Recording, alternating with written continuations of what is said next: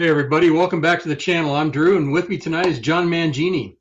Joining us tonight is a legendary offensive lineman who has dominated both on the field and in sports administration. A consensus All-American and a vital member of the 1994 National Championship Nebraska Cornhuskers. He went on to play 8 seasons in the NFL, Steelers, the Jaguars, the Jaguars, Lions, and Washington. As a third-round draft pick of the Steelers, he was a member of the 1995 AFC Championship team that played in Super Bowl 30. This guy knows pancakes, and I'm not talking about the kind that you put syrup on. In 1993, he averaged 9.1 pancakes per game. In 1994, he had 17 pancakes in one game against Oklahoma State. He finished his career with 196 pancakes. Today, he continues his dedication to excellence back in Lincoln as the Assistant Athletic Director for Leadership Giving and Football Relations at the University of Nebraska. Please help me welcome Brenden Stai.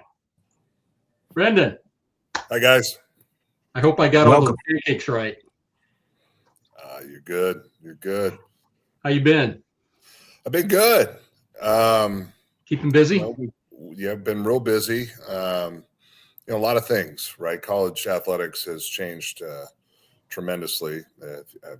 I think everybody's tracking, and I'm knee deep in it. So, but it's been good. It's been a challenge. But Nebraska has always been a place where I think, as you guys know, our fans are incredible. And without our fans, our athletic department, as far as revenue, doesn't exist. Yeah, absolutely. Well, John, you want to kick us off tonight? He's a big Steelers fan. What do you got for us, John? I can't remember the last time I missed a Steelers game my whole life. And 1995 was one of the most exciting teams put together with Cordell Stewart coming up as Slash and going to that Super Bowl. And I went to St. Vincent. And one summer I was there while you guys were there. And they used to bring out, our junk food. And they would serve these beautiful plates behind the curtains to the players. I just wondered, how was the food there? Was it as good as it looked to me? Well, you got to remember, it was a preparatory college for the monastery. And so what we ate was what those guys cooked, and it was amazing food. I mean, obviously the bread, but I mean, there was never a meal that I walked away from like this was, Abel Dorm food. No way. Yeah, you guys got better food. It was the Benedictine nuns that made that. That's right. Yes, that's right. Yes. That's actually the oldest Benedictine monastery in the United States. Yes. And they were around. They were so nice. And it almost brought a calm to you after, when you are going through training camp, there's a lot of turmoil that's going on in your mind, a lot of aggression. And so when you see somebody like that, it's quite pleasant and peaceful. And so when we would go to the dining hall, there was that kind of that element there, not to say that, training camp, nobody gets along off the field, but it really added a sense of calm, Yep. That offensive line was amazing. Every running back we ever had got yards. Didn't matter. We could plug anybody in, it seemed. Yeah, we took a lot of pride in that, and I played next to some really good guys. Dermontti Dawson, Hall of Famer. Played next to Leon Searcy, who went to Miami. He was a Miami Hurricane. And then over the years, Justin Strelzik played next to Roger Duffy.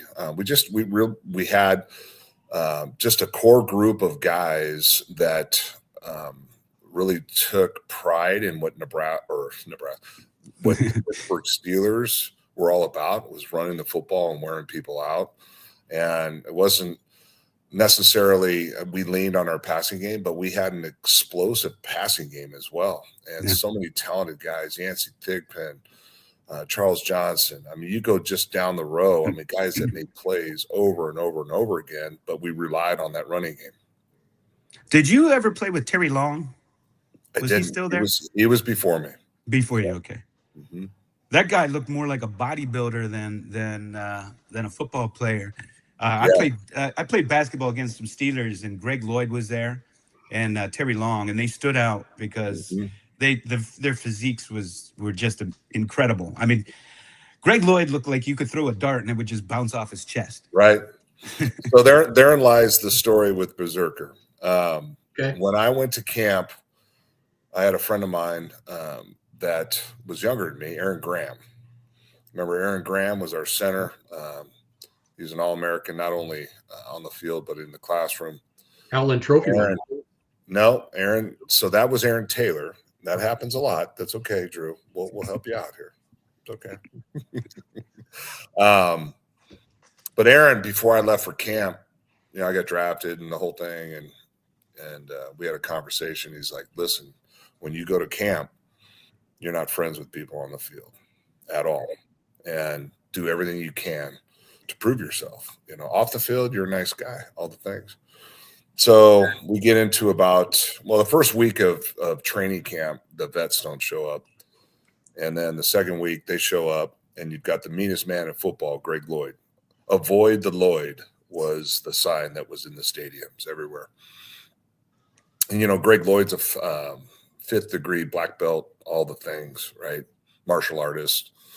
And he's intimidating looking. But at Nebraska, I went against, I thought in my mind, more intimidating guys. When I was a freshman, I had to go against Kenny Walker, the only deaf defensive lineman to be an All-American. And I had to go against him every day as a freshman. That guy was intimidating. And Greg was as well. So, things roll out. You're going through practice. You're going through plays. I'm trying to prove myself. And it gets to a point where not often, because he played defensive end and typically was on the other side, but he flopped one time, and I had a chance to go against him. And he didn't like the result. And so after the play, he decided to grab me by the throat and try to manhandle me. And that's, instinctively, and I was in a lot of fights before that too. I mean, when I talk about going into camp and not being friends with people, that's what I was doing. I was fighting all the time, after a play. I wasn't going to let people get a second push on me or anything like that. And so I squared off with Greg. And those guys, I think those veterans, they saw me in the weight room. So what we used to do is we used to walk after practice right there in Latrobe. We had our weight room set up. Remember the little tarp that they had out there? We'd work out afterwards. And I was stronger than anybody on the team, and so I think he had a little something to prove. Hey, this guy's just a weight room monster, and he can't do it on the field. And so we got into it, and next thing you know, I ended up hip tossing him down to the ground, and I'm on top of him, and everybody broke it up. And so from that point on, first and foremost, my coach was calling me Brenda up to that point, just poking me. And after the fight was broke up, all the things, go to the meeting room, we're watching the film. He replays it over and over and over again. And he goes, "Okay, you're no longer Brenda." And I think at that point, I kind of, because of my Norwegian background, everybody kind of dubbed me the Berserker, So there goes. But Greg, man, I tell you what, on the field, unbelievable competitor. And people should have feared him because he was pretty phenomenal. And he set the tone for a lot of guys, Chad Browns of the world, the Jason Gildens of the world. You go right down the list of defensive ends that played, Joey Porter, all of them, right? James Harrison. They all kind of looked at what Greg did and tried to emulate it. And off the field, the guy was an extreme gentleman, unbelievable human being. And then, so it was kind of one of those things. He loved the weight room. And so after that, man, he was in the weight room. We were working out all the time. It was cool. I have a question for you. So it seemed like he would get all his personal fouls early in the game. And the Steelers just always seemed like they wanted to intimidate the other team. Did he have the green light from Cowher? Did you guys, did that defense have the green light to maybe get some fouls early on? Because they seem to always be early and never late when the game was on the line. Yeah, there was some personal fouls, and he was always a little early. And I think Cowher knew – the best thing about Cowher is he knew how to manage those guys. He let them play. Cowher played the game, right? So he was a player's coach. And yeah, there was many conversations with the chin on the sideline. Cowher was known as the chin, Yeah.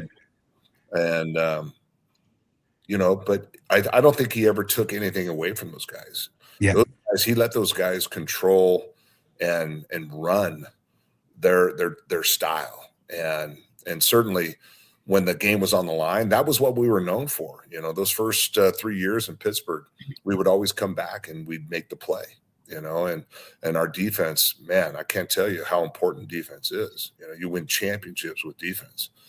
So I was fortunate to be on some really great offenses and block for some great running backs. At the same time, I was also blessed to have an unbelievable defense, not only in Pittsburgh, but also at Nebraska. It was a fun defense to watch. Yeah, they were. Let's switch over to college really quick. I want to bring Gordon on. He had an interesting question. So, Gordon, have at it. Hey, thanks for joining us tonight. You bet. Appreciate it. Actually, I have two questions for you, if you don't mind. I'm a big college football fan more than NFL, and I worry about the state of the game. So I have two questions for you, really. One, I believe that NIL is a good thing. My opinion is really irrelevant now, but I do worry about how it's evolving to where the highest bid is winning. So just to give you a little bit of background, I'm a South Carolina fan, and the basketball coach at South Carolina, Lamont Paris, said that everybody that he brought in this year, South Carolina was the highest bidder. So in other words, they weren't able to recruit anybody where they weren't outspending everybody. Mm-hmm. So I'm worried about a cash war like we have in MLB with the Dodgers and the Mets, who seem to have bottomless pockets. So how do you see that evolving, and how can we kind of get control of the game here? Well, I think it's the $100 million question right now. I'll speak from Nebraska's perspective. There is some guardrails up now a little bit because of the revenue share, and there's really three different buckets if you're looking at it. You have your revenue share, and on the other side of that, let's just not talk about the middle part, but on the other side of that, you have true NIL. Okay. In the middle, what you have is this committee, the CSC, that is the NIL Go. And so what that is, it's a governing body instituted by the NC2A in lieu of the lawsuit that was settled, that essentially oversees, any sort of money that an athlete can make with true NIL. So it's called NIL Go. And they're a governing body that anything over $600, a athlete has to, and not only the athlete, but the business that is trying to basically render any sort of services, quid pro quo, over $600 has to be of fair market value. Okay, so you have three different entities working right now. And it's a little convoluted, but I think the easiest way to explain it is revenue has kind of put the guardrails up. So each team negotiated through a equitable revenue across the board with colleges that have TV contracts and have revenue coming in from conference as well as internal revenue. That was set last year at $20.5 million, right? Mm-hmm. And so this year it'll be 21.5, and that'll go up 6%, even a little bit more of that for the foreseeable future. Okay. Until the TV contracts get renegotiated, that will keep going up, which is 3 years from now. Okay. So in the Big Ten, 21.5 million is great. If you on paper have the ability to pay that, you're required to pay it. Right. Some schools can't because they just don't. Right. They don't bring in that much money, right? Conference money and internal money and TV money. And then on the other side, outside of that middle, right, that NIL Go, you've got what is called an affiliated business, which is uncapped. And so what has happened is because it's uncapped, there is entities there that are multimedia right companies. So Playflies, IMGs, We are with Playfly. We have a $15 million contract, and we were one of the first 2 schools to actually do this because it's above water and it makes sense. And it follows the lawsuit rule because it's an area that is really gray, right? Which is when it's uncapped and gray, it's out of control, right? But our contract with Playfly is $15 million. We told Playfly we would like you to take 10 of that $15 million and put it on top of our revenue share, which is totally above water and legal. And with that being said, Playfly, then what they do is they pay us $15 million, right? They put 10 of it. We're not taking 10 of it. They're putting it on top. They're keeping 5, and then they go out and they negotiate with businesses for multimedia rights. And in those businesses, they hang a carrot and they say, okay, if you do this contract with us, whether it's, banner advertising, radio, whatever it may be, here's a little carrot for you. We have the ability to take X, Y, and Z players and bind them into this contract, and they will do things for you. And it's above water, right? But it's uncapped. So we'll go, essentially, I think the goal this year, right now we're at about 29.5 million. So we're about, 7.5 million or 7 million over what the revenue share is with that MM&R contract being piled on top. We'd like to get it right to 31.5 million. But in the case of LSU, so Kiffin leaves Ole Miss. His contract was great, but really the silver lining in his contract in recruiting is the fact that they have, exponentially more with MM&R, and they're with the same company with Playfly. So their contract's 35 million, which is insane. And it's based on really TV and popularity and, what businesses want to do business with these colleges to advertise. So they go from 21.5 million to basically 40 million overnight. So we're right around the 30 million. There's some schools out there that are reaching, the 45 and the 40 million a year.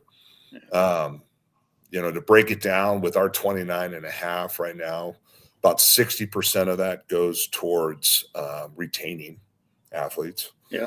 About 33% of it goes to portal, and the rest is ancillary, right? So you can imagine the angst amongst a lot of these schools that don't have that money, and how do they compete versus schools like Nebraska and the LSUs of the world that can, because that money is there, not only with the revenue share, but with this associated business that's uncapped.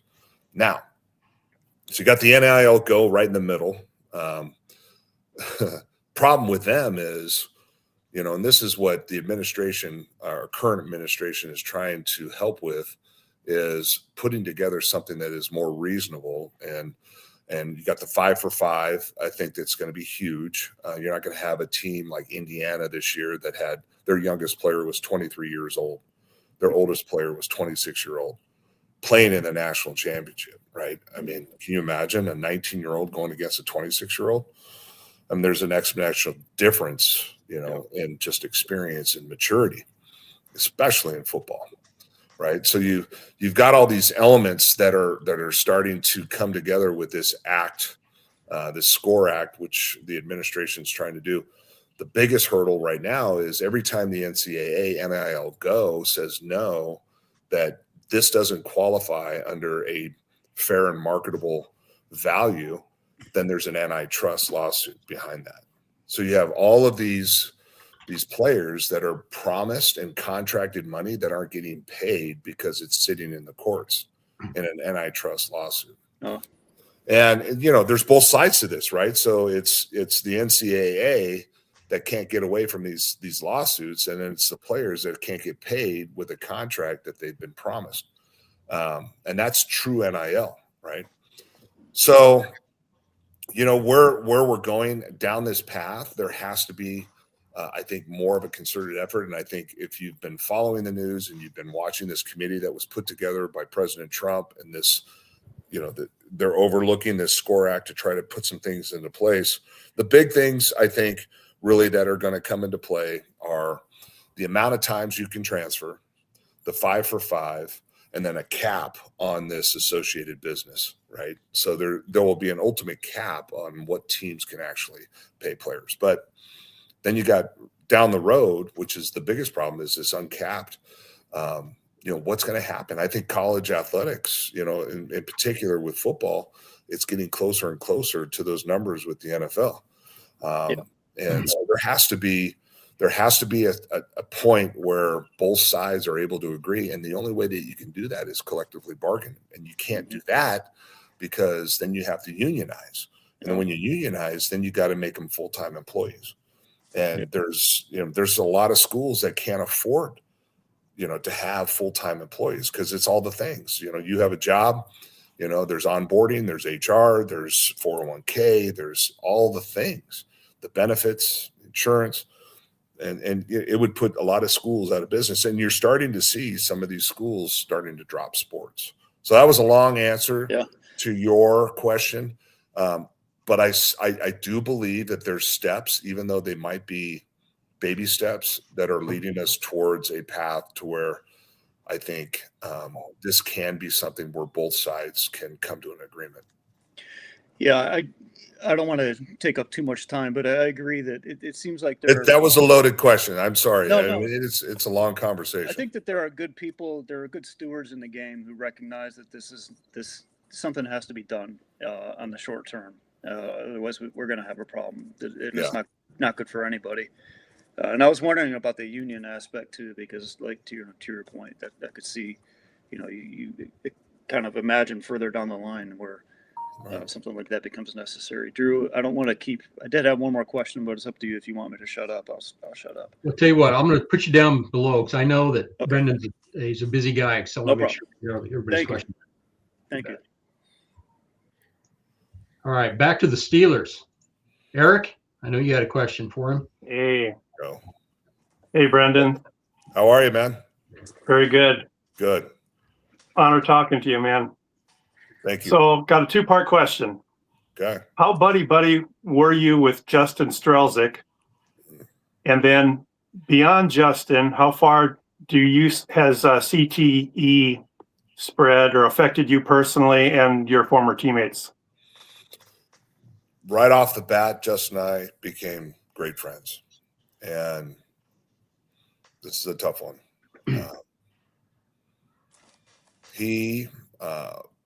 Let's just kind of, people out there don't know who Justin Strelzik is or was. His nickname was Jugs. He was a Harley Davidson guy. Grew up, blue collar, went to Maine, and was drafted in the 11th round out of Maine and was a defensive lineman. The Steelers drafted him and turned him into a tackle, a guard. Didn't play center. He could play any position outside of center.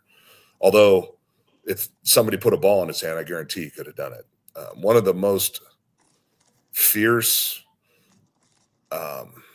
just straight up football player, offensive lineman I've ever been around.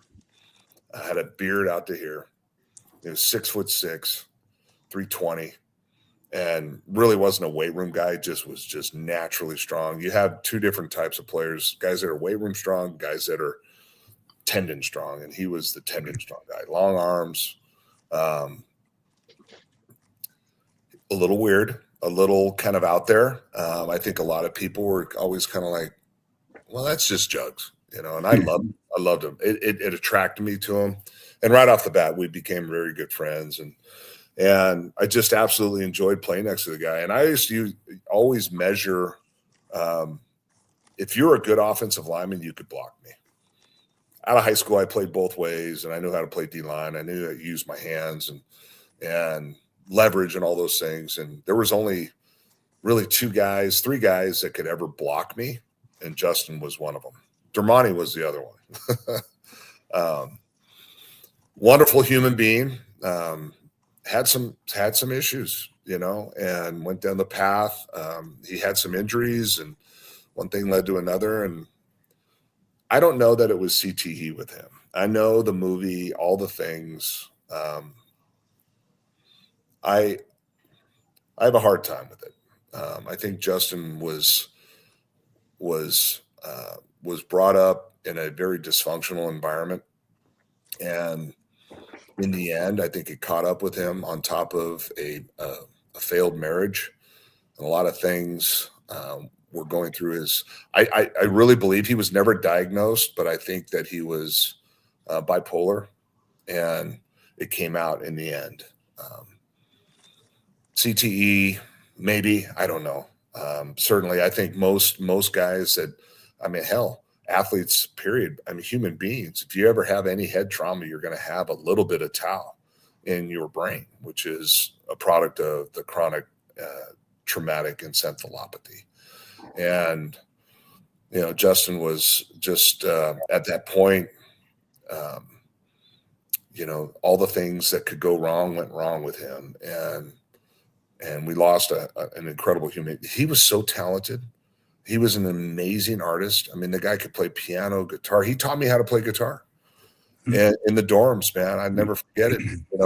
He'd bring me down to his room my rookie year, and he had one of those Neil Young voices. Oh, Sugar Mountain. It wasn't very good, but he'd have me sing with him, and I'd sit there and he'd play guitar and all the things. And then my wife, between Justin and my wife and Justin's wife, Keena, they said, you should get Brenden a guitar. And that was my first guitar. It was because of Jugs. But CTE for me, I'm very fortunate as far as like my cognitive base right now. I'm fine. I've had some, when I played high school, college, and the pros, I had some pretty, about 3 significant concussions. And certainly as a former player, I got on with the lawsuit and I went through all of the tests and the studies and I came clean, but I'm on that lawsuit. If anything were to go wrong with me, my family would be taken care of. But with that being said, I think what it's done is CTE has opened the eyes to the world. And what's weird is that a lot of Steeler guys were involved with the whole breakdown in the NFL not doing anything to protect the players, right? And because of that, I think the NFL, the owners, and the commissioner did a wonderful job in addressing it, have invested back into it. And let's be honest, they had to, right? Because the game was in jeopardy. This goes back to moms and dads, and moms in particular, letting their kids play football. And so because of, maybe because of Justin and Webby and some other guys along the way, the movie does a decent job in explaining some of the malfeasance I would think you could describe from the NFL that was going on. But it also, I think it opened up a ginormous opportunity to improve a lot of things, how the kids prepare, how coaches and parents are aware, the equipment, all of the things that happen from the baseline to getting your baseline concussion study to what procedures are put into place after you do get a concussion. And quite honestly, if you look at concussions, the worst sport, and we've all been watching this, right? FIFA and the World Cup. Soccer is the number one sport when you have traumatic brain occurrences that happen. The difference between the two is you see it right away when a soccer player gets, hits a ball too hard with his head or gets kicked in the side with a cleat in the head. They're down, boom, they're out, even though they're a little melodramatic and they're the ultimate floppers of the world. But you see it right away. With a football player, you don't. You have a helmet on. And quite honestly, I'll give you one example. We were playing UCLA my junior year at the Rose Bowl, and we ended up scoring a touchdown. And I'll never forget, it was Jameer Miller that I pulled and trapped on, and we scored. I walk off the sideline, and I look at my buddy and I felt kind of weird. I remember all of it, right? But I felt weird. And at the moment, I didn't remember my plays. And I looked at my buddy, my roommate, Mark Gilman. I said, rattle off some plays for me. Nothing. I got nothing, right? So I go over to Rob Zadishka, who's my left guard, and I said, when we go back in, when we get up in the line of scrimmage, tell me who I got. And so for about 2 series, and this is no joke, he would come up there, boom, you got 56, right? I wasn't coming out of the game. So my point is, in football, guys don't want to come out of the game. And unless somebody sees something happen that they should say, okay, we got to go give him a visual test and do all the things to make sure that he doesn't go back in. Because concussions happen, and I equate this to like an earthquake. You have a massive earthquake, right? So there's damage, right? Problem with earthquakes is all the infrastructure is damaged, right? So there's aftershocks. Boom. That's where a lot of the continuing trauma has a later effect in life. It has a later effect, even more of a greater effect when an earthquake happens, right? So it's important that, I think with all things being said, all of the equipment and the way that kids are trained now, and even college athletes and professional athletes are trained in how to hit. I mean, hell, I did a camp yesterday with Adam Carricker, a youth camp, and I had the O-line station, and one of the coaches that was helping me with it, we didn't even talk about this as we're going through the things, and he's talking, you're teaching these kids how to get their thumbs up and get their elbows in, and he's like, we don't lead with our head anymore, right? And he's talking about, that was the old school. There's a reason why, all the coaches are walking around with a twitch, I mean, there's a different way to go about playing the game of football, and the way that you coach it, the way that it's observed as far as coaches, trainers, parents, making sure that we're taking care of the kids, because it is a violent game. I'm going to lighten things up here a little bit. All right. Okay. I don't know if you remember this. It wasn't that long ago. Look at that. I sent you a picture of this, and I sent a text, and I said, "Hey, you're only worth $5 now." Hey, here's the thing. Your response to me? What's funny? I didn't sign that. That was your response. So that's my question. So a lot of people that are watching here tonight and will watch in the future are sports card collectors. Tell us a little bit about how this came about. How did the card company contact you, and so on and so forth, if you don't mind. No. So, I mean, as you're going through that whole process, there's a lot of things more so now that are coming at these athletes. People want to make money on your name, image, and likeness. And, when I signed a contract with, I believe it was Signature Rookie with that, they're like, okay, we're going to send you 10,000 cards, and you have to sign these within a week, and you'll make 10 grand. And I was like, okay. You start to dive into 10,000 cards, it adds up, right? Yeah, exactly. So I recruited both my roommates, Tommy Sealer and Mark Gilman. Tommy was our kicker, and Mark was our tight end who actually broke the ice versus Miami, that first touchdown over Ray Lewis. So they signed 5,000 and I signed 5,000. We knocked it out, and I paid them. Wow. So how do I know if either of these real or not? Well, so the one I believe in your left hand is mine. Okay, wait a minute. All right, let's take a look. All right, which one? Yeah, the one that's your right hand. Yeah, you're shaking. Yeah, that one's real. That one's my roommate's. Yeah. I always tell everybody that happens. And modern collectors. Are we okay to drink on the show? We're good. You bet. Modern collectors will complain because the modern signature is just like a line, and I'm like, that's so that because they're not signing it, so anybody can make that line, I think. Well, when I was playing at Nebraska, our equipment guys, they signed stuff all the time. They had everybody's signature down. It was crazy. So, the players would pay these guys, I mean, whatever, $20, $25, whatever. And then these balls and, helmets would go out with these signatures that the players didn't sign. It was just these guys that emulated the signature. So really, if you're out there and you're a collector, bottom line is, if I'm ever buying something, certainly giving back and philanthropic auctions, whatnot, I'd love to do, but always get maybe a picture of authentication of it being signed, and then of course they have the seal and all that, and they back it. So what would you say the percentage is right now of, well, let's call them fake autographs? Mm-hmm. Oh boy, well, that's hard to say, man, because there's so much of this artificial intelligence out there and all the things that come with that. I really don't know. And to be honest with you, that's not my space, so I really can't speak to it, but I imagine there's quite a bit of it. Yeah. I have a question.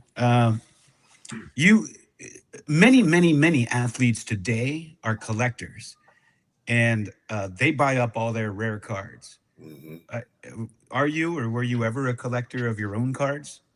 Oh yeah, I've got them all. My favorite is the one that's it's a clear one that you look through, and yeah, obviously the front of it's great, but the back of it has Dermani on there, and it shows a picture of our offensive line, and then it talks about how we led the league in rushing. That's the one awesome. that I love. Yeah, I think most guys that I played with were always jealous because back then not everybody had a card, and so the NFLPA, actually, this is a big deal with the collective bargaining agreement. One of the biggest parts of that collective bargaining agreement that Gene Upshaw fought so hard for was the rights on trading cards. And so on every trading card that you see, it'll in the bottom there, it'll say NFLPA. And so the actual money, the royalties that come from that actually get paid back to the players, which I think is deserving, right? Because the owners, they own the symbol, they own the rights to the team, right? And they own the rights to your name in some respects. But those trading cards was, I think, when that was bargained, was a huge deal as far as royalties are concerned. Well, I got another guy wanting to ask you a question. This is Joe from Staten Island, New York. Hello. Joe. Hey, Joe, how are you, man? Go Big Red. Can you hear us, Joe? I can't hear anybody. All right. Try again. I can only hear John. All right. You can hear me? I can hear you. Okay. Oh, let me try this real quick. That happens sometimes on StreamYard. Reloaded. You there? When you get off and back on. Joe, you there? Can you hear us, Joe? What should I do? Well, I'll tell you what.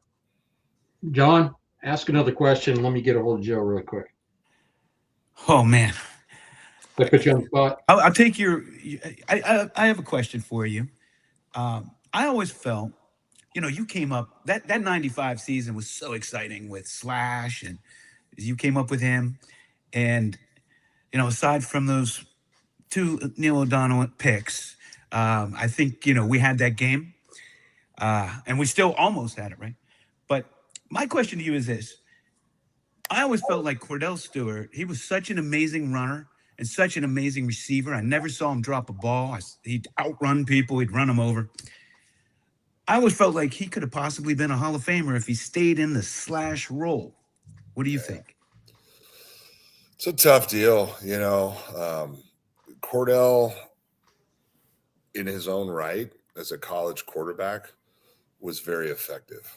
And what happens to players when they make the transition to the NFL becomes very difficult.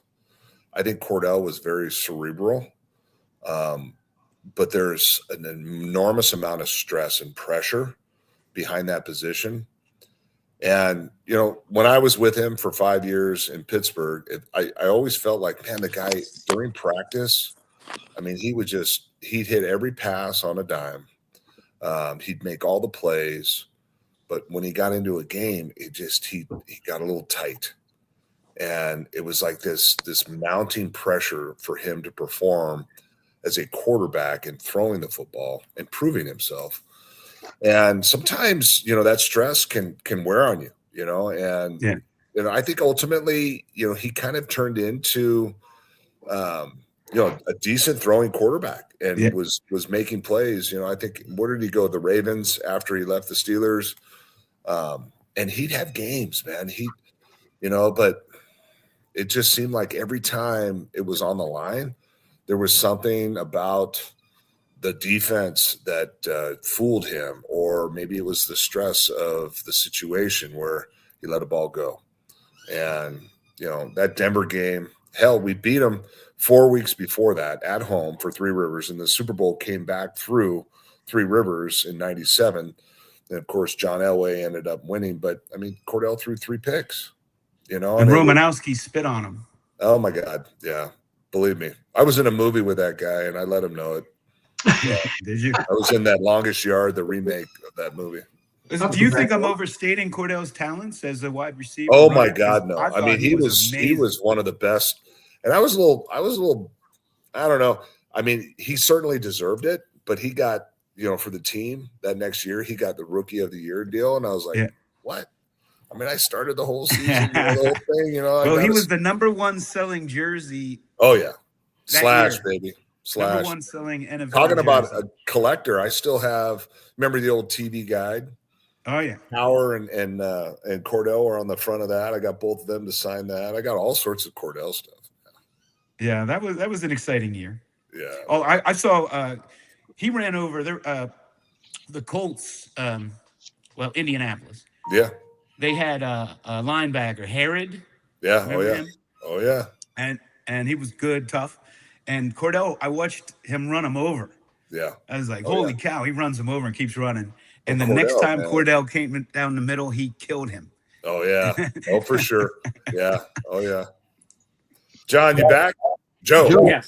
Yes. All right, fire away, Joe. Go Big Red. How about go Big Red? Thank you. Thank you for speaking with me. I appreciate you contributing to my first title that I got to witness. Okay. I know you guys really won in '93. We know that, but thank you. My question really is about Coach Osborne being such a stoic character. This is back in '94, really before the internet took off. So living in New York, I really didn't get to have much coverage other than was on ESPN. So I was curious if Coach Osborne let it loose in the post-game locker room, what he said to you guys. I kind of want your feedback on what Coach had to say.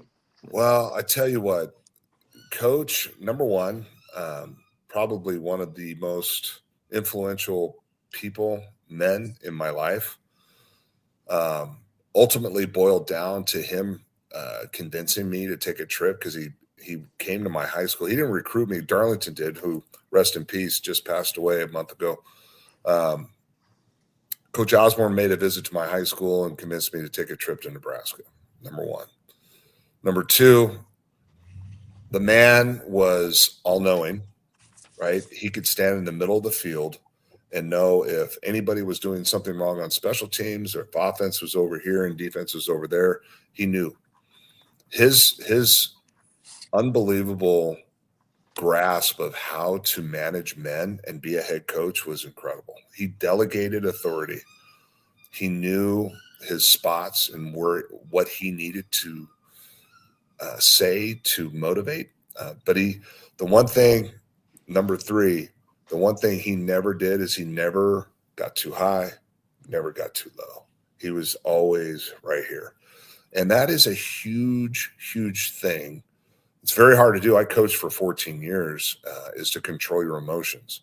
But when you have that kind of control, what happens is when things aren't going well, people look to you. Where's the calmness? Is he losing his mind? Is he not talking to anybody? Is he super excited and just Banny Rooster? That just was never a coach. And I remember it was my second year in the league.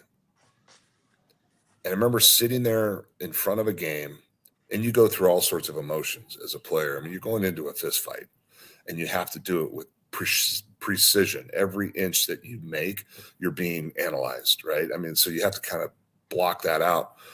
And I didn't have I didn't have what coach gave us. And I'll tell you what he did was, I'll never forget this pregame. Just so we go out and warm up and we come back in, and he would sit there for 5 minutes and he'd have everybody in the locker room, no headphones, no nothing. He would go through every position on special teams, too deep. And it was this white noise, but it was almost like you were hearing it, but you weren't, right? But it was bringing you into this mode of calmness and focus. And I remember my second year in the league going, I missed that. That was something that was incredible. And I didn't realize it at the time, but it just hit me like a ton of bricks. And, coach never once told me, hey, you need to step a little quicker with your right foot, your left foot, put your hand here or there. No, it was always about managing who I was as a human being. And it was always the student athlete with coach. And even yesterday, I did this little youth camp. He came out, and I think the heat index was 106. He had long sleeve shirt on and pants on, and he came out and talked to these kids. But just his overall message all the time was about developing men to be better humans, right? Taking care of everything you have to do in the classroom, taking care of making sure that you're treating people the way you want to be treated, respecting others. And ultimately, if you do all these little things, it leads up to success in life. And that's what coach was all about. I had a chance to meet with him a month and a half ago. I had breakfast with him. And my one question that I had for him was, Coach, do you think you could do it in today's game with what's going on? And it was an interesting response. He looked at me and he said, Brenden, the kids, the young men now don't have the grit that players had 20 years ago, even 10 years ago, before all of this NIL stuff. The recruiting thing has been going on for a while, and we've always had players that have, wanted to transfer for one thing or reason or another. And, NIL stands for, do you guys know what it stands for? Well, name, image, license. No. Like, No. No. Now it's legal. Yeah. Right. So that crap's been going on for a long, long time. Right. And he looks at me and he says, Brenden, the kids don't have grit. That's what's missing in football now. The minute something doesn't go their way, they aren't willing to stick it out. And the kids love NIL. They love to be recruited, but not a lot of them love football. Not football. The process of football. Football's hard, man. The worst thing about football is practice, especially for offensive linemen, defensive linemen, receiver. I mean, these guys, you look at the size of them now and the speed of them now, it's crazy how it's evolved. But you really, like Matt Rule, he's done a really good job. We just got rated number 3 recruiting class, right, which is outstanding. And there's so many elements to recruiting there. It's not a science. And there's limitations in what you can do versus what the NFL can do to evaluate a player. There's all sorts of things that go into it. But so you're relying on information that's coming from coaches, parents, neighbors, communities, and really trying to pinpoint the players that are obviously great athletes in what they do in their craft, but also good humans and that have championship mentality and that have grit. And to Coach's point, a lot of these kids don't. They love to be recruited and they love the money and they just don't love the process. And the minute anything goes wrong, they transfer, right? Yeah. So. I want you to clear up a rumor for me. For years, I've heard, let me back up. You played on one of the greatest offensive lines in college history, right? 4 of you went to the NFL? Do I have that right? Yeah. Yeah. Is it true that you guys would tell the defense what play was going to be run? Yeah, we used to. And it wasn't anything that was big news. I mean, hell, we ran. When I was playing before Tommy got hurt, it was about 78, 80% run. And a good core of that was option left, option right, or ISO right down the middle, or counter. And so there was one game where we went to Manhattan, and Zach Wiegert, who was my cohort, he was my right tackle. He won the Outland. We were both consensus All-American. Only 4 guard tackles ever have done it in college athletics. That's football. Zach goes up to the line of scrimmage after we've run 44 ISO. Because remember, in that game, Tommy was out with a blood clot. Brooke had a collapsed lung, and we had the Terminator, that Terminator, as our third string quarterback coming in. So we weren't running a whole lot, but it was 44. We ran 44 ISO in that game like 34 times, and you average in college athletics, football, right around anywhere from 65 to 80 plays, just depending. So that's a good chunk of it. So there was no surprise. But Zach gets up there and he's like, just ran it. We're going to run it again. Yeah. And those guys will tell you that. They'll tell you that. Yeah, we took a lot of pride in that. I mean, I told these kids yesterday, and I tell kids all the time, and I have it on my wrist. I wear it all the time. We believed in one term. Dominate. Whether it was at practice, whether it was in the weight room, whether it was in the classroom, on the field, we'd start and end practice, start a game, end a game. But we'd always break it down on dominate. And that the biggest thing for us was, as an offensive line, you start a game, they're looking at you in the eyes. You come up to the line of scrimmage, they're looking at you. They're doing all this stuff. By the second or third series, they're doing this. They're not looking at you because they know. They don't want to poke the bear. And that was just kind of that's how we approached it. Well, yeah, that story I'm sorry, Drew. Go ahead, Joe. Yeah, that story you referenced was on the Big Ten Network. I saw Okay. named that guy by name. I don't remember the Kansas State player's name, but he named him. Oh yeah, for sure. Yeah. And they had a great defense. Yeah. Niles, Wyron, I can't remember so Niles was their end rusher. He played, gosh, I want to say 12 years in the arena ball. I'm trying to remember the guy, the 3 technique that I went against. He was a handful. They had a good deal. And again, they had every opportunity to knock us off. And that day, we won because of our defense. Yeah. That was the difference. Yep. Well, Brenden, you said 45 minutes, and I've cheated you out of an extra 7, so I really appreciate it. I know you're a busy guy.